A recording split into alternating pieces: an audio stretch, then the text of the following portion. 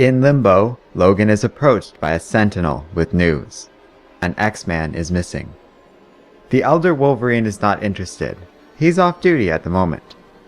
However, the Machine insists and thinks that Logan will want to be personally involved in this one. After all, it's not just any mutant that has disappeared. It's Jubilee. Logan travels to Brooklyn and finds the young woman's son, Shogo, alone. He leaves the boy with the Sentinel and orders it to take care of Shogo while he finds Jubilee. The Machine wants to bring the child back to X-Haven and then help him find the missing mutant. But Logan insists on going solo and threatens to turn the Sentinel into a toaster if it disagrees. Reluctantly, the Machine complies and teleports Wolverine to Romania, Jubilee's last known location. Logan wonders just what his friend was doing here, and thinks there's a connection he's just not putting together at the moment. He smells blood. Not Jubilee's, not even human. As a handful of beasts attack, one of them recognizes Logan and calls things off. They're on the same side here. The strangers introduce themselves as the latest iteration of the Howling Commandos, part of S.H.I.E.L.D.'s paranormal division, Stake. They say they are here for the same reason as Logan. They're looking for a missing team member, a woman known as Vampire by Night. Unfortunately, there's a lot of hostiles in the area.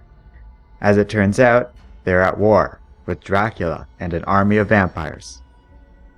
That explains things pretty quickly for Logan. Jubilee is a vampire. She's been able to fight this in the past, but something must be different this time. Logan comes up with a plan. The Commandos will attack head-on, creating a distraction while Wolverine goes in covertly and does the real work. As the monsters mount an attack on Dracula's castle, Vampire by Night appears and orders her former teammates to be killed. Meanwhile, Logan makes his way into the castle through a tunnel. He finds Jubilee, who asks for his help. As he gets close, she says Logan came, just like her master said he would. Dracula asks if the little Canadian really thought he could slip by him, and attacks.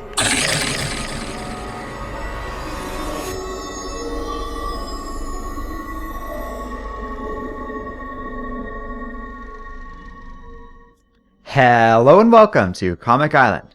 My name is Arden, and this is my recap and review of Old Man Logan number 14. Well, this was fun. It's been a while since I've reviewed an Old Man Logan comic, but with the new story arc starting and all the recent excitement over Old Man Logan in general, I thought I'd check in on things with the lovable little scamp.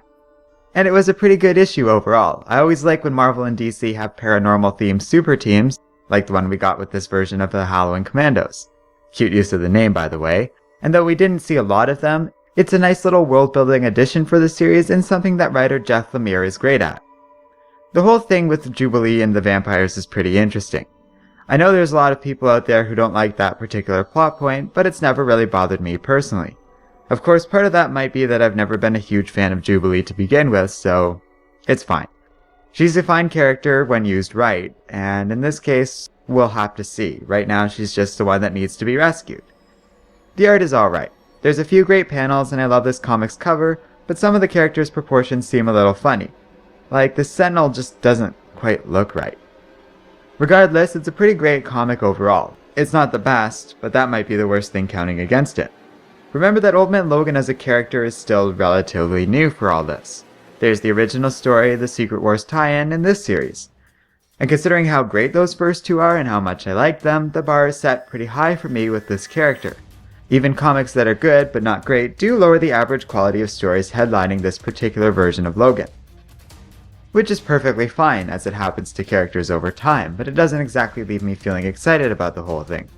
I recommend this in that I found it a fun read, but I will state I wasn't overly impressed by it either. Let me know what you thought of Old Man Logan in the comments section below. If you like this video, check out our Patreon page. Donate just $5 a month and you get to vote on the comics for us to review. And, as always, don't forget to like, subscribe, and keep reading comics.